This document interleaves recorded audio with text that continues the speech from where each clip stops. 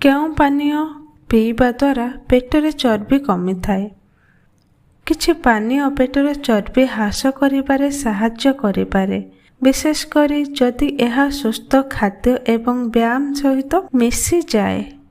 ପାଣି, green tea, ଲେମ୍ବୁ ପାଣି ଏବଂ ମେଥି କିମ୍ବା ଜିରା ପାଣି ପାଚନ ଏବଂ ମେଟାବଲିଜିମ୍କୁ ଉନ୍ନତ କରିବାରେ ସାହାଯ୍ୟ କରିପାରେ, ଯାହା ଫଳରେ ପେଟ ପୂର୍ଣ୍ଣ ହେବାର ଅନୁଭବ ହୁଏ ଏବଂ ପେଟର ତୃଷ୍ଣା ହ୍ରାସ ହୁଏ।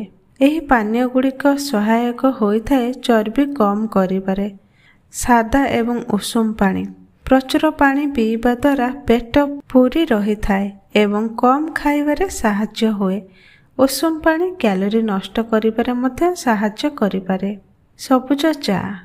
ଏଥିରେ ଥିବା କାଫିନ୍ ଏବଂ କ୍ୟାଟେଚିନ୍ ମେଟାବଲିଜିମ୍ ବୃଦ୍ଧି କରିପାରେ, ଯାହା ଫଳରେ ଶରୀର ବିଶ୍ରାମ ନେବା ସମୟରେ ମଧ୍ୟ ଅଧିକ କ୍ୟାଲୋରି ଜାଳିଥାଏ। ଲେମ୍ବୁ ପାଣି।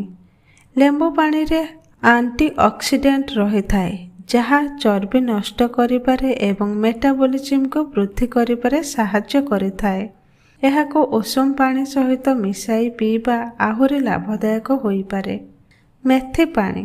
ମେଥି ଦାନା ଫାଇବରରେ ଭରପୁର।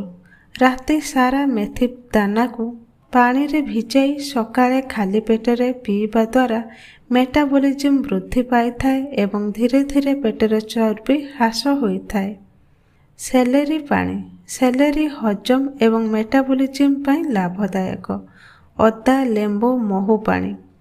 ଏହି ମିଶ୍ରଣ ପାଚନ ପ୍ରକ୍ରିୟାକୁ ଉନ୍ନତ କରିପାରେ ଏବଂ ମେଟାବଲିଜିମ୍କୁ ବୃଦ୍ଧି କରିପାରେ। ଦର୍ଶକ ବନ୍ଧୁ, ଭିଡ଼ିଓ ଭଲ ଲାଗୁଥିଲେ ଭିଡ଼ିଓକୁ ଲାଇକ୍ କରିବେ, ଚ୍ୟାନେଲକୁ ସବସ୍କ୍ରାଇବ୍ କରିବେ। ରାଧେ ରାଧେ।